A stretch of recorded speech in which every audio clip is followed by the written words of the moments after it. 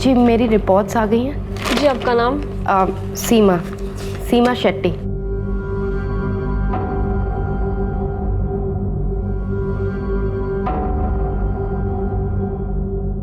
ये लीजिए। जी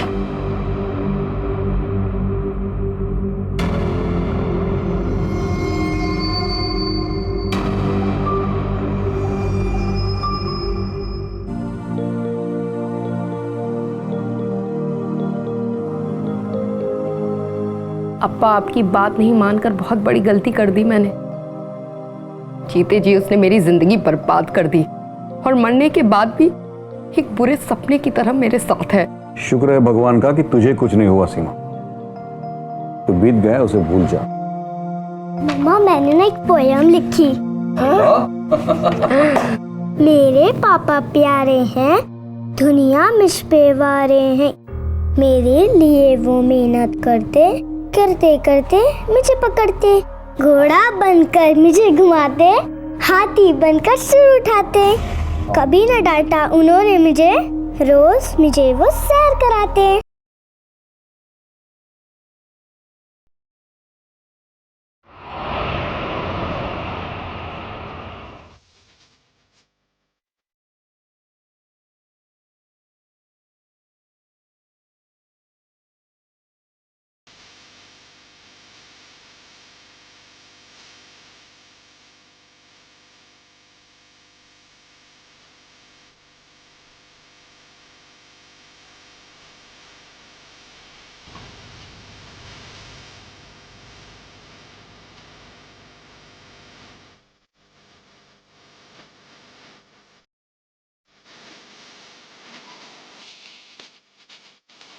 अबे जा।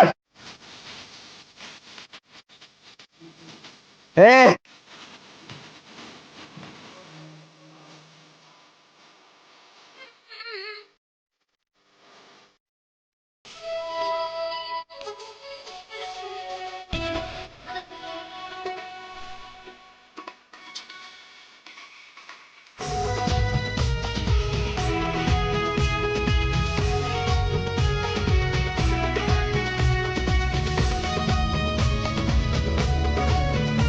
भाई भाई भाई छोड़ो आपको। अबे भाई बैठो भाई, मुझे बैठाया तू? बैठो।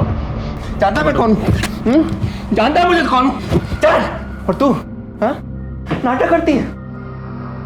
चल मेरे साथ चल, आज तुझे बताता हूँ। चल, नाटक करती है। चल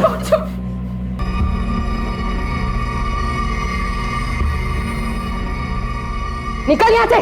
तेरी इतनी हिम्मत, बिल्लू यार को थप्पड़ मारती है? चला गोली, चला। मेरे सामने मेरी बार से मेरी लड़की को उठाकर ले जा रहा है, तेरी इतनी हिम्मत। चला चला। ठीक है तो फिर कहाँ गोली? बिल्लू पगला क्या है तू? आका के ऊपर गन कहाँ है तू? थप्पड़ मारती है। चल चल माफी मांग।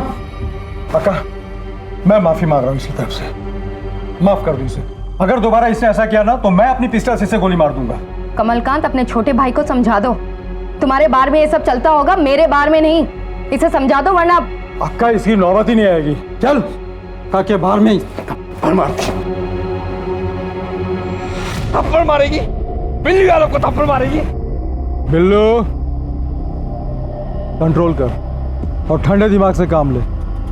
वो मुरली आपा की बेटी और धंधे में वो हमसे बहुत पुराने, सरेआम हम उनका कुछ भी नहीं कर सकते। तेरे दिल में जो बदले की आग है ना, उसी आग को लिए मैं भी घूम रहा हूँ और उसी आग में इन सबको जलाऊंगा। बस सिर्फ वक्त का इंतजार कर। क्या रे रूही, लाखों में खेलता है वो बिल्लू यादव। तेरे को पता है एक रात के लड़की में कितना लुटा देता है, जितना यहाँ के सारे कस्टमर्स एक साथ नहीं उड़ा पाते। जुबान नहीं चला सकती, कम से कम अक्ल तो दौड़ा लेती। तेरी जगह अगर मेरा हाथ थामता ना, मैं तो उसके साथ 9 तो 11 हो जाती। अफसोस, जिस रास्ते पर तुम चलना चाहती हो ना, वो मेरे बाढ़ से होकर नहीं जाएगा। सलमा, तुम जैसी लड़कियां बिल्लू के सामने खुद को प्लेट में परोस देती है, इसीलिए उसको लगता है वो किसी भी लड़की को उठा के ले जा सकता है। अक्का, इस बार से बाहर हम जो भी करें वो तो हमारा निजी मामला है ना। हम किसी के साथ रात बिताए या दिन, वो तो हमारी खुद की मर्जी है ना। बाहर कुछ भी चलता होगा, लेकिन ये मेरा डांस बार है और यहाँ धंधा नहीं चलेगा। पर राजन को तो मुझे कोई फर्क नहीं पड़ता राजन ये बार कैसे चलाता था, और रही तुम्हारी बात, मैं तुम्हारी आदतों के बारे में जानती हूँ। काला पीला सफेद तुम लेती हो ना, तुम्हारी आंखों में साफ झलकता है। सलमा, मैं जानती हूँ तुम्हारे लिए इन गलत आदतों से बाहर निकलना आसान नहीं है, लेकिन अगर तुम चाहो मैं तुम्हारी मदद कर सकती हूँ, तुम्हें इस अंधेरे से बाहर निकाल सकती हूँ। प्रसाद से सिर्फ मन भरता है अक्का, पेट नहीं। चलती हूँ। अपने आप को और अपनी जिंदगी को दोनों को संभाल सकती हूँ।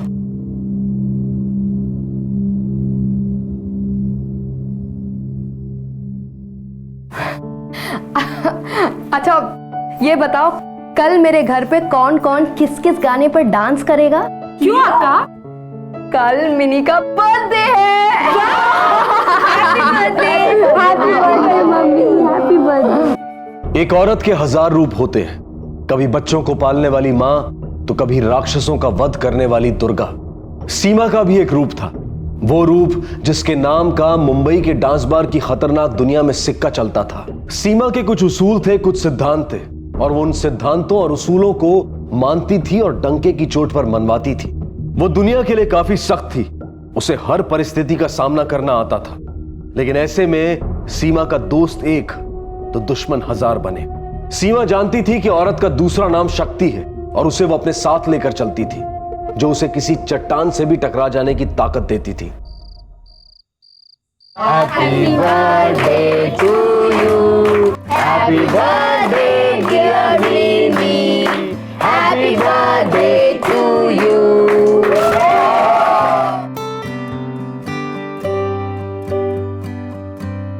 रूही, तेरे प्लेट में कुछ भी नहीं है, कब खाएगी तू? हाँ खा। इतनी इज्जत और प्यार सिर्फ अक्का ही दे सकती है, वरना राजन के लिए लड़कियों की सिर्फ 2 ही जगह थी, एक उसके जूतों के नीचे और दूसरा उसके बिस्तर पर। सही बोल रही तू। पता नहीं अक्का ना होती तो हमारा क्या होता। रूही, तू इतनी चुपचाप क्यों है? बिल्लू या बिल्ले के बारे में मत सोच, समय भी तेरे साथ कुछ गलत करेगा ना तो उसे बदल दूंगी। थैंक यू अक्का।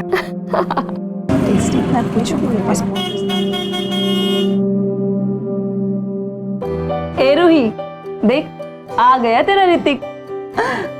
अक्का मैं जाऊं? बाय अक्का।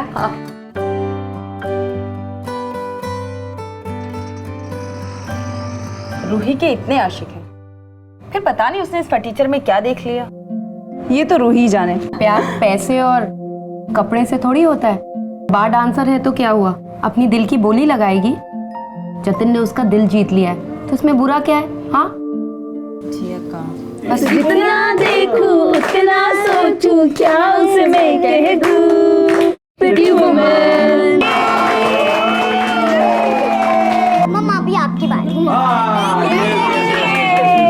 बच्चा मुझे नहीं आता गाना, अब जानते हो ना। नहीं। कम ऑन अक्का, गाओ ना। अक्का गा सकते हो, गाओ।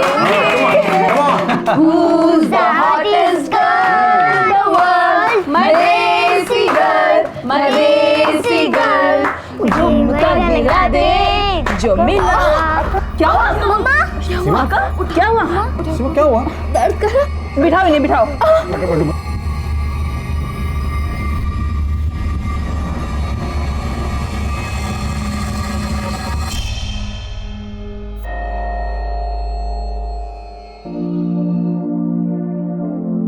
देखिए, टेंशन की कोई बात नहीं है, मामूली सा पेट का इन्फेक्शन है, मैं दवाई लिख के देता हूँ, ठीक हो जाएगा। डॉक्टर साहब, कोई टेस्ट वगैरह करने की जरूरत तो नहीं? नहीं, ऐसे पेट के इन्फेक्शंस बहुत कॉमन है, बस खाने में थोड़ा परहेज रखिएगा। 1 महीने तक स्पाइसी और तला हुआ खाना बिल्कुल बंद। अप्पा से झगड़ा किया और तुमसे शादी की, उनको कहकर उनका बार तुमको दिलवाया। वो कहते रह गए लेकिन मैंने उनकी एक बात नहीं मानी, और बदले में तुमने क्या दिया मुझे? धोखा। HIV positive. सीमा, पता नहीं कब और कैसे हो गया। पता नहीं, ये रिपोर्ट 1 महीने पुरानी है। 1 महीने से तुमको पता था तुम HIV पॉजिटिव हो, उसके बावजूद तुमने मेरे साथ रिश्ता रखा। तुमने मेरे बारे में कुछ नहीं सोचा, लेकिन हमारी बच्ची मिनी के बारे में तो कुछ सोचा होता। अगर हम दोनों को कुछ हो गया तो मिनी का क्या होगा? अप्पा सही कहते थे, तुम एक स्वार्थी इंसान हो, तुम मुझसे प्यार नहीं करते। तुम्हारे लिए मैं अप्पा की वो बेटी थी जिसके जरिए तुम्हें अप्पा का बार चाहिए था। मैं तुमसे प्यार करती रही, तुम पर भरोसा करती रही, और तुमने मुझे क्या दिया? धोखा। जो कुछ भी हो उसे भूल जाओ। भूल जाओ? तुमने मेरी जान खतरे में डाली, तुमने मिनी के बारे में नहीं सोचा, तुम कह रहे हो मैं सब कुछ भूल जाऊं?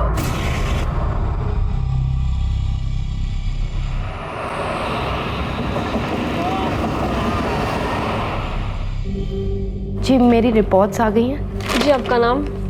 सीमा शेट्टी।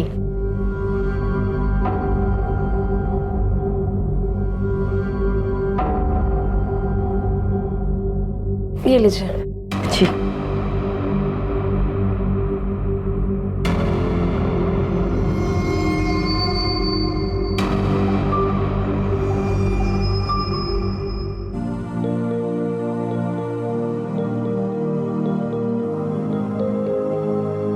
अप्पा, आपकी बात नहीं मानकर बहुत बड़ी गलती कर दी मैंने। जीते जी उसने मेरी जिंदगी बर्बाद कर दी, और मरने के बाद भी एक बुरे सपने की तरह मेरे साथ है। शुक्र है भगवान का कि तुझे कुछ नहीं हुआ सीमा। तो बीत गया, उसे भूल जा।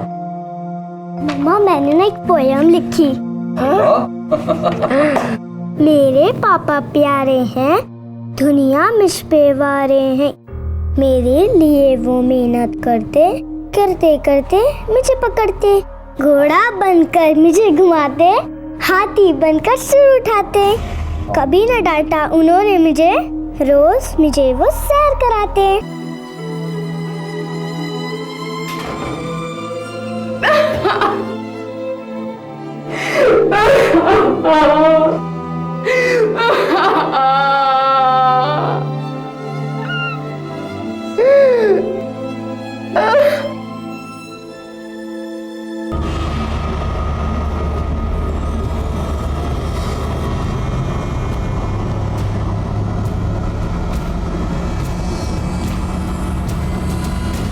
हम सभी के अतीत में कुछ यादें ऐसी होती हैं जिन्हें याद करने से कुछ पुराने जख्म ताजा हो जाते हैं। सीमा के अतीत में भी एक ऐसा ही गहरा घाव था जिसकी यादें मजबूत सीमा को भी हिला दिया करती थी।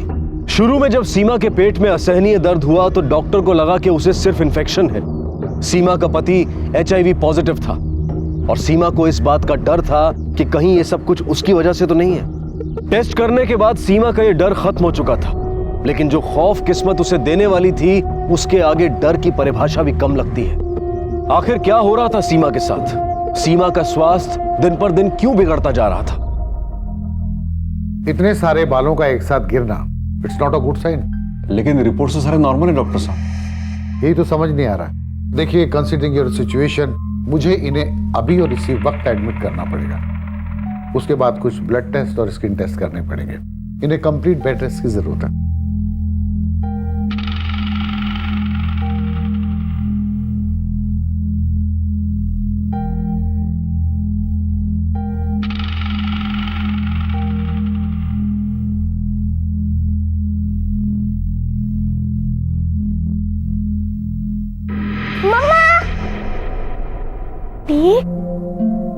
बच्चा, आप यहाँ?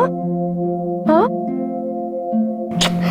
मम्मा 15 डेज हो गए नानू आपके पास नहीं ला रहे थे। पापा आप इसे यहाँ क्यों? अरे सीमा ये बहुत जिद्दी है, बिल्कुल तुम्हारी तरह जिद करने लगी। आज अगर मम्मा के पास नहीं ले गए तो मैं खाना नहीं खाऊंगी, इसलिए ले आया। नानू एक फोटो। एक ठीक है ठीक है ठीक है। चलो रेडी। मम्मा ये स्कार्फ हटाओ ना। मिनी, ये मम्मा का नया लुक है ना? नया लुक? हाँ। रेडी? हाँ हाँ, क्या बात है। रेडी? 1 2 3। देखो कितनी अच्छी है फोटो। सीमा चलो, तुम्हारे नहाने का वक्त हो गया है। चलो मिनी, मैं तुम्हें आज आइसक्रीम खिला दूं। हाँ। Bye mama. Bye mini.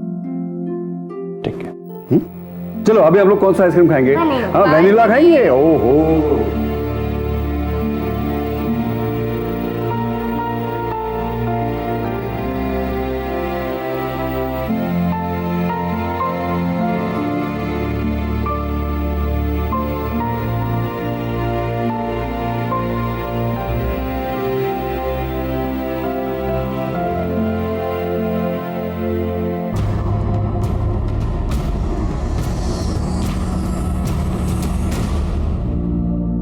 Doctor साहब, मुझे लगभग 1 महीना हो गया एडमिट हुए, और कितना वक्त लगेगा? मुझे अपनी बेटी के पास वापस घर जाना है। सीमा, तुम्हारे बाल अब भी बहुत झड़ रहे हैं और शरीर से तुम बहुत वीक हो। जब तक तुम पूरी तरह से ठीक नहीं हो जाती तब तक हम तुम्हें नहीं जाने देंगे। Keep patience. नर्स, मैं इंजेक्शन लिख के दे रहा हूं, ये नहीं दे देना। You will be all right very soon. Seema, सो मत जाना, मैं अभी इंजेक्शन लेके आती हूँ, ठीक है?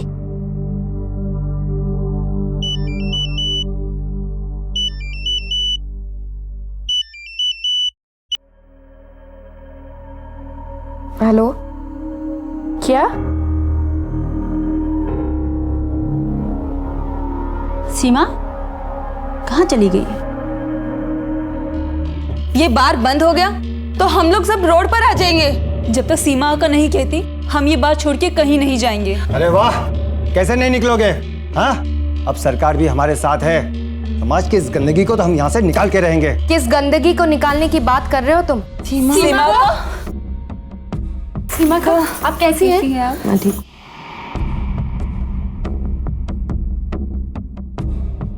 अच्छा, तो आप ही हो इस नर्क की मालकिन? नर्क स्वर्ग छोड़ो, बताओ क्या काम है? देखिए मैडम, हमारा मकसद बिल्कुल साफ है। आप लोगों ने इस डांस बार के नाम पे समाज में जो गंदगी फैला रखी है ना, हम सिर्फ उसे साफ करना चाहते हैं। और आपको तो पता ही होगा कि सरकार ने भी इस मुद्दे पर कोर्ट में अर्जी डाली है। अर्जी डाली है, लेकिन कोर्ट का कोई ऑर्डर नहीं आया है बार बंद करवाने के लिए।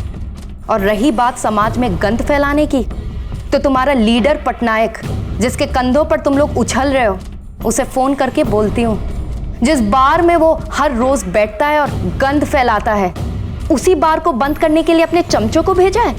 यहाँ कोई गलत काम नहीं हो रहा है। हर इंसान यहाँ मेहनत करता है और मेहनत की ही खाता है। डंके की चोट पर हम लोग धंधा करते हैं, क्योंकि हमारा धंधा ईमानदारी का है। अब चुपचाप यहाँ से निकल जाओ, वरना पटनायक के अय्याशी के वीडियोस न्यूज चैनल में पहुंच जाएंगे। ठीक है, इसको तो बाद में देखते हैं।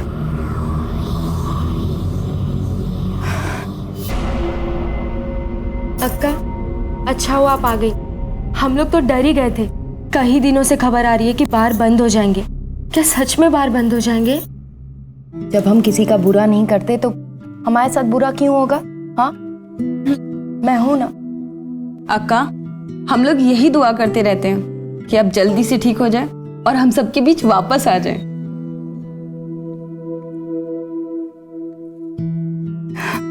अच्छा चलो, मुझे हॉस्पिटल जाना है। वो नर्स मेरा वेट करी इंजेक्शन के साथ। अक्का,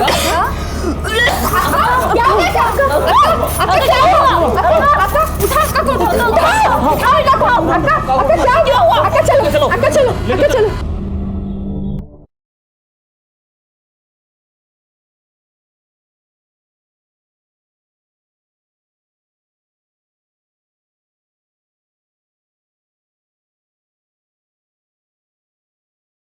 सीमा, अब कैसा लग रहा है? ठीक हो? बेटा, ये डॉक्टर सन्वी है। हम लोग सिटी हॉस्पिटल आए हैं।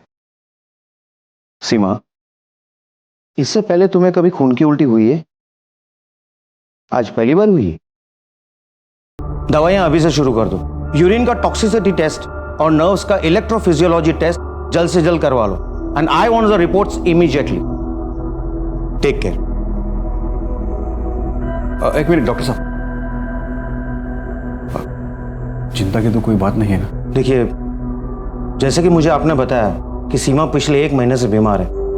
बाल झड़ना, फिजिकल वीकनेस और आज ये खून की उल्टी। केस क्रिटिकल है, लेकिन let us wait till the report comes. उसके बाद ही हम कुछ कह पाएंगे।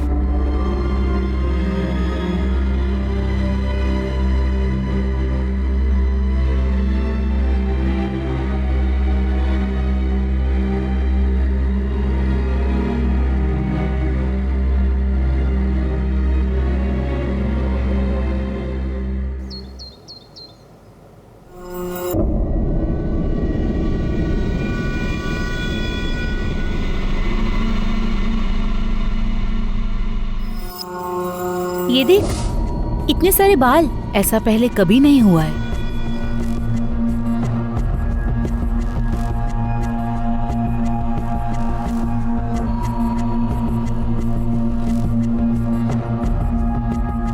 $41।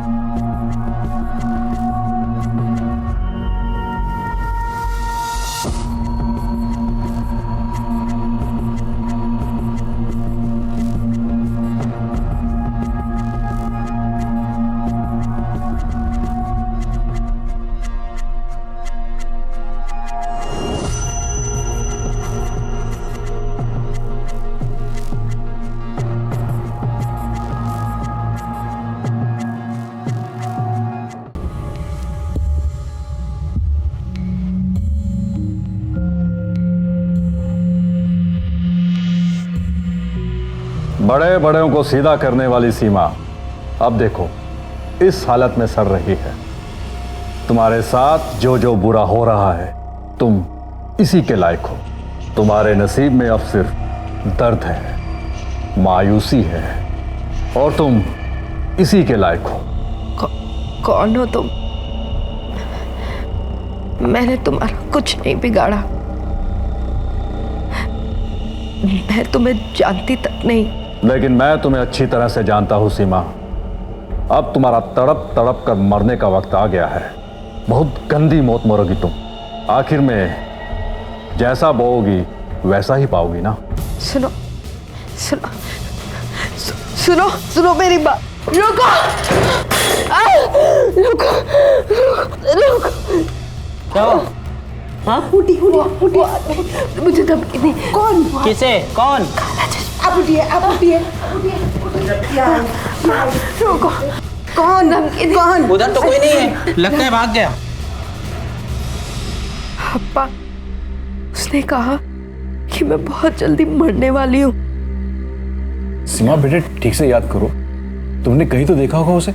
नहीं अप्पा, आज के पहले मैंने उसे कभी नहीं देखा, लेकिन वो मेरे बारे में बहुत कुछ जानता था। सर आपको डॉक्टर साहब बुला रहे। सीमा के शरीर में थैलियम पाया गया है। थैलियम? जी हाँ, थैलियम। ये एक ऐसा जहरीला पदार्थ है जिसे दुनिया के ज्यादातर देशों ने बैन कर दिया है। ये एक ऐसा जहर है जो इंसान के शरीर में छूने से, सूंघने से या सेवन करने से फैलता है। फिर ये धीरे धीरे इंसान के सारे ऑर्गन्स और नर्वस सिस्टम पर अटैक करता है। ये एक ऐसा जहर है जो धीरे धीरे इंसान को खत्म कर देता है। It's a kind of slow poison. It is worse than cancer. और सीमा के शरीर में ये जहर इतनी मात्रा में फैला हुआ है कि उसकी हड्डियों पर भी थैलियम डिपॉजिट दिखाई दे रहा है। जहां तक ये रिपोर्ट्स को देखे तो ये जहर उसके शरीर में करीबन 3 महीने पहले से ही घुस चुका है। इसका कोई इलाज नहीं है डॉक्टर? देखिए, मैं आपको झूठी उम्मीद नहीं दूंगा। थैलियम पॉइजनिंग का इंडिया का ये पहला केस है और जितना रिसर्च अवेलेबल है उसके हिसाब से इसका कोई ठोस इलाज नहीं है। थैलियम, एक शब्द जिसका अर्थ मौत से भी भारी है और दुनिया के ज्यादातर देशों में इस जहर पर पाबंदी है। सीमा के साथ हुआ यह वाकया भारत के उन पहले केसेस में से एक था जिसमें इतने खतरनाक जहर का इस्तेमाल हुआ था। पर आखिर कौन था जो सीमा को मारना चाहता था? इन सब के पीछे जो भी था उसकी दुश्मनी सीमा से काफी गहरी थी। इसलिए उसने सीमा को मारने के लिए कोई आसान रास्ता नहीं अपनाया, बल्कि एक ऐसा रास्ता चुना जिससे वो सीमा को तड़प तड़प कर मरते हुए देख सके। इस जहर के बारे में पता लगते ही हॉस्पिटल प्रशासन ने लोकल पुलिस को इन्फॉर्म किया।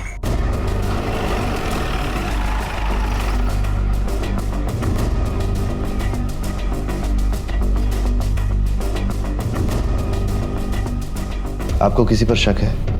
हाँ सर, एक आदमी आया था, उसने मुझे धमकी दी कि अब मैं नहीं बचूंगी। क्या आप उसे जानती है?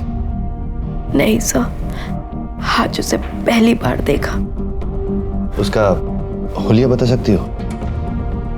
जी सर, ये आज सुबह 11 बजे की सीसीटीवी फुटेज। सर सीमा ने जो हुलिया बताया, काला चश्मा और काला जैकेट, ऐसा तो कोई आदमी दिख नहीं रहा। रिसेप्शन का दिखाइए। जी सर। सर ये कॉरिडोर का? जी सर, ये कॉरिडोर। दूसरे कॉरिडोर का? सर उस कॉरिडोर का कैमरा खराब है। खराब क्यों? मेंटेनेंस चालू है सर। इसी कॉरिडोर का कैमरा खराब होना था। शिंदे, एक काम करो, सीमा से पूछ के उस आदमी का स्केच बनवा। Right sir. ये उस आदमी का स्केच है जिसके बारे में हमें सीमा ने बताया। क्या आप जानते हैं इसे? जी नहीं सर, ऐसा कोई भी आदमी मैंने पहले कभी नहीं देखा, और खासकर सीमा के साथ तो बिल्कुल नहीं। क्या ऐसा हो सकता है कि ये आपके बार का कोई पुराना सप्लायर हो या कोई कस्टमर जो आता जाता रहता हो सकता है सर। वैसे भी राजन के मरने के बाद जब से सीमा ने बार अपने हाथ में लिया है, उसके दोस्त कम दुश्मन ज्यादा बने हैं। उसने काफी लोगों को काम पर से निकाला था।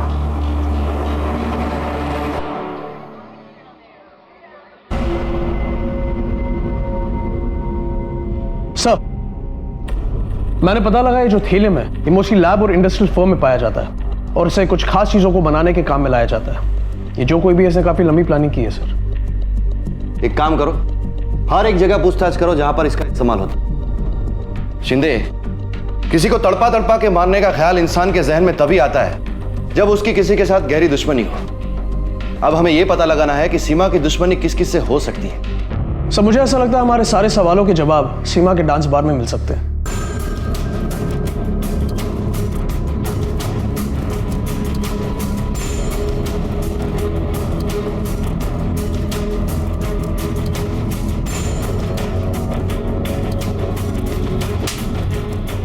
निकल यहाँ से।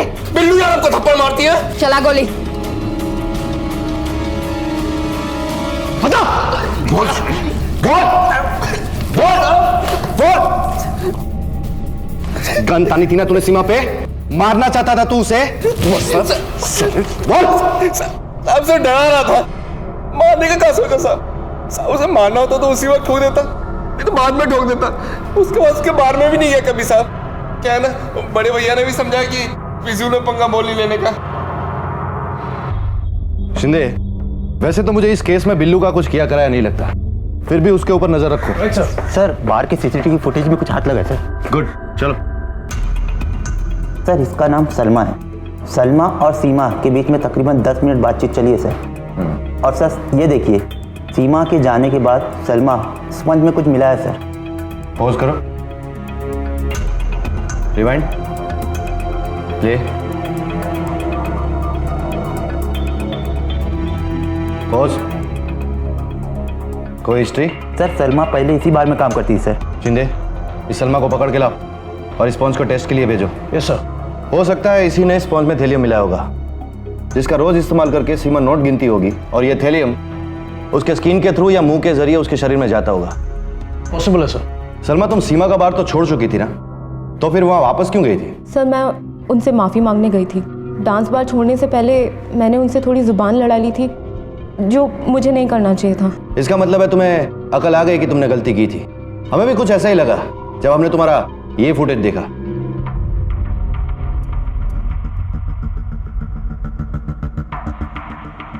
ये क्या कर रही थी तुम? क्या कर रही थी तुम? गुस्सा। सीमा के खिलाफ गुस्से ने तुम्हें बदला लेने पर मजबूर किया, और उस गुस्से को शांत करने के लिए तुमने सीमा को शांत करने की तरकीब सोची। बहुत दिन पाला था ना इस गुस्से को, क्योंकि तुम ये नहीं चाहती थी कि वो आसान मौत मरे, इसलिए तुमने उसे तड़पा तड़पा के मारने की तरकीब सोची। नहीं सर, ये बात सच नहीं है। हाँ, ये सच है कि मुझे सीमा आका पर बहुत गुस्सा आता था। वो खुद को खुदा समझती थी, खुद तो अपनी ज़िंदगी अपनी मर्जी से जीती थी, लेकिन हमारी हर बात पे रोक टोक। मेरी मुलाकात एक बाबा से हुई। उन्होंने ही मेरे को मंत्र जाप करके एक शीशी में पानी दिया। उन्होंने कहा कि अगर इस पानी को सीमा एक बार भी छू लेगी तो उसका पूरा धंधा चौपट हो जाएगा, डांस बार बंद हो जाएगा। झूठ बोल रही हो तुम? नहीं सर, मैं झूठ नहीं बोल रही हूँ। हाँ, मैंने उनका धंधा चौपट करवाने के लिए ये सब किया, उन्हें नुकसान पहुँचाया, पर उनकी इस हालत में मेरा कोई हाथ नहीं है। सीमा के दुश्मनों की लिस्ट लंबी थी, लेकिन इस लिस्ट में ऐसा कोई भी नहीं था जिसने थेलियम का नाम भी सुना हो। पुलिस कई कड़ियों को आपस में जोड़कर एक थ्योरी बनाने की कोशिश कर रही थी, लेकिन उनके हाथ वो कड़ी नहीं लग रही थी जो मुजरिम के लिए हथकड़ी का काम कर सके। पुलिस ने सलमा को जिस स्पॉन्ज में कुछ डालते हुए देखा था, टेस्ट के बाद उस स्पॉन्ज से भी कुछ हाथ नहीं लगा। ऐसे में शक अब सिर्फ एक ही आदमी पर था, वो शख्स जो सीमा को हॉस्पिटल में धमकी देकर गया था। आजा ना मैंने, आजा आजा बच्चा, आजा। ये मम्मी नहीं है, भूत है। मैं अभी उसे ले आया। मैंने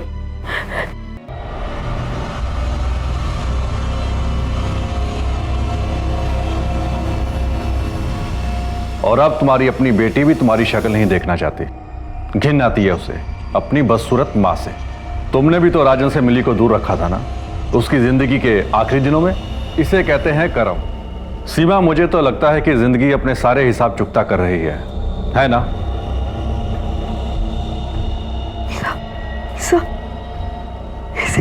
इस आदमी को अरेस्ट कर लीजिए। ये वही इंसान है जिसने पहले भी मुझे धमकी दी थी। किसे अरेस्ट कर लो? ये आदमी जिसने वार्ड बॉय के कपड़े पहने। लेकिन यहां पर तो कोई नहीं है।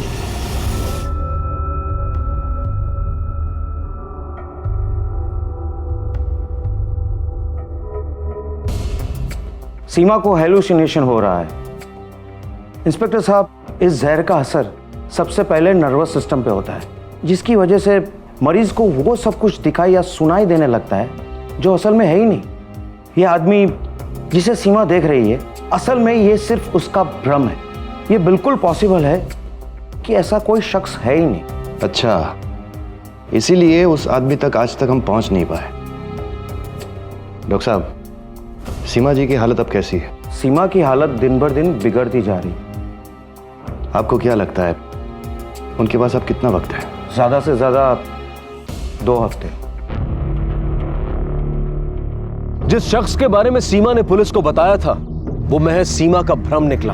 पर कोई तो था जो सीमा की इस हालत के लिए जिम्मेदार था, और मुजरिम जो करना चाहता था उसे करने में वो दिन पर दिन बिना कुछ किए कामयाब होता जा रहा था।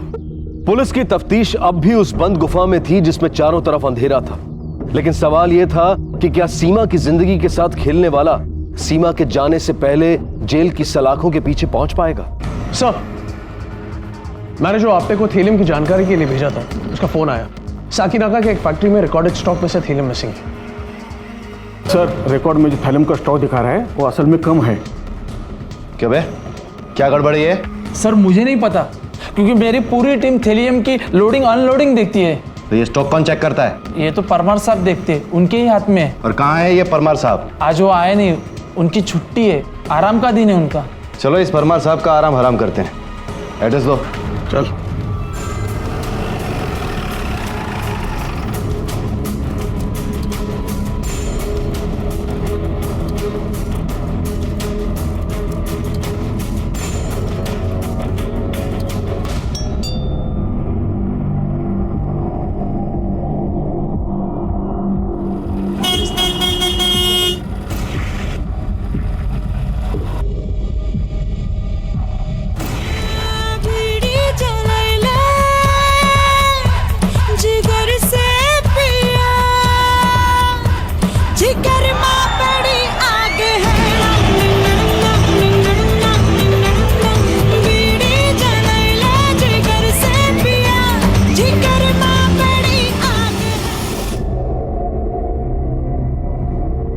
साहब, सीमा का पति राजन और मैं एक दूसरे से बहुत प्यार करते थे।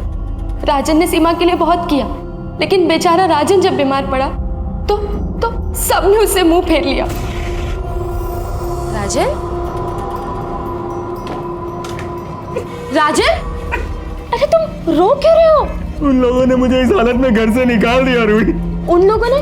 किसने राजन? सीमा और अप्पा ने। पर क्यों? मुझे कैंसर है रूही। कैंसर? डॉक्टर ने बोला लास्ट स्टेज अब मैं नहीं बचूंगा। राजन? ऐसे तो कोई गली के कुत्ते को भी घर से नहीं निकालता जैसे मुझे निकाला उन्होंने। राजन? मेरी बीमारी पे पैसे ना खर्च करना पड़े ना, इसलिए उन्होंने मेरे साथ ऐसा किया। राजन चुप हो जाओ। जो सीमा ने राजन के साथ किया वो बहुत गलत किया साहब। सीमा तो मेरी नजरों से गिर चुकी थी।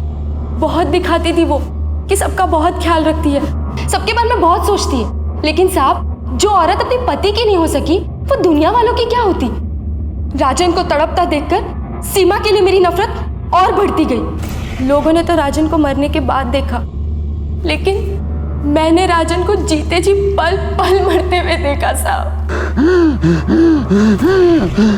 राजन, राजन, क्या हुआ राजन? राजन, हाँ क्या हो रहा है राजन? बताओ बताओ क्या हो रहा है? हाँ बोलो। राजन रुको, राजन मैं डॉक्टर को लेके आती हूँ, मैं अभी डॉक्टर को लेके आती हूँ। राजन, मैंने उसी वक्त तय कर लिया था कि कैंसर से बदतर मौत दूंगी मैं सीमा को। तड़प तड़प के मरेगी वो, उसे हर वो दर्द दूंगी जो मेरे राजन ने सहा था।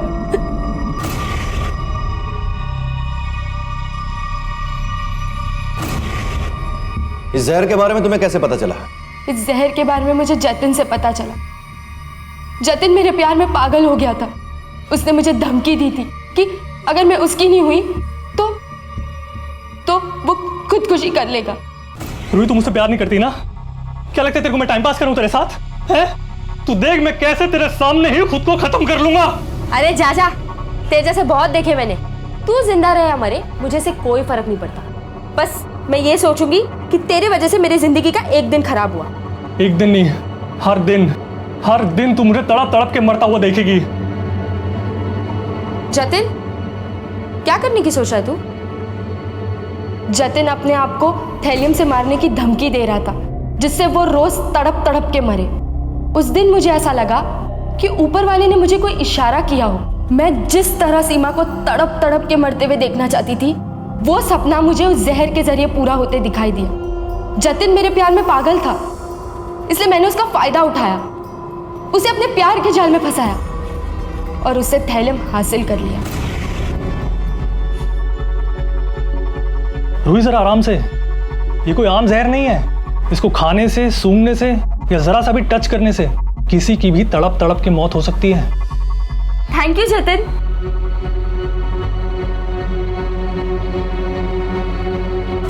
और ये जहर तुमने सीमा को कब दिया? हर रोज।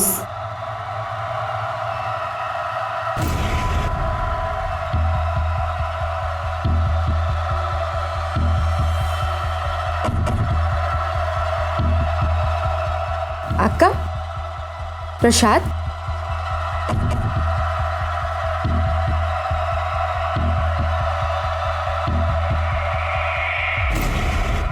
तुम जानती हो तुमने क्या किया है? एक बेकसूर मासूम औरत की जिंदगी बर्बाद कर दी। एक मासूम बच्ची से उसकी मां छीन जाएगी।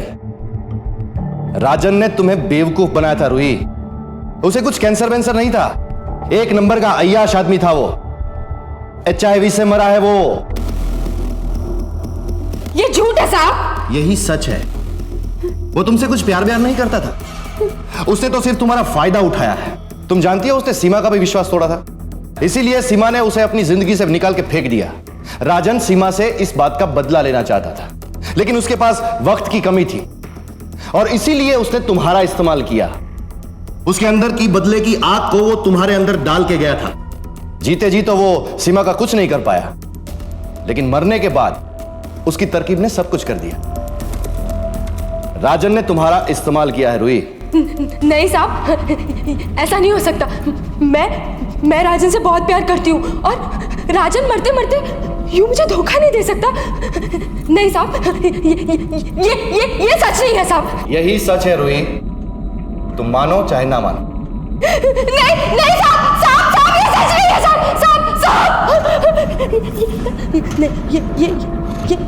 ये सच नहीं हो सकता। राजन ऐसा नहीं कर सकता मेरे से। राजन क्यों किया राजन?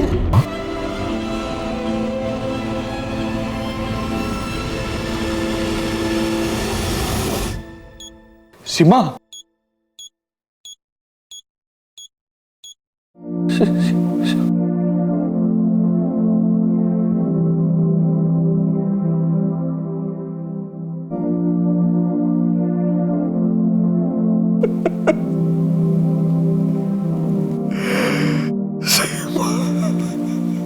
हम हर बार ये कहते हैं कि अपना ख्याल रखें, सतर्क रहें, सुरक्षित रहें, लेकिन आज इस कहानी के बाद हम ये भी कहना चाहेंगे और प्रार्थना करेंगे कि ऐसी खतरनाक सोच पालने वालों को वक्त रहते सद्बुद्धि मिले।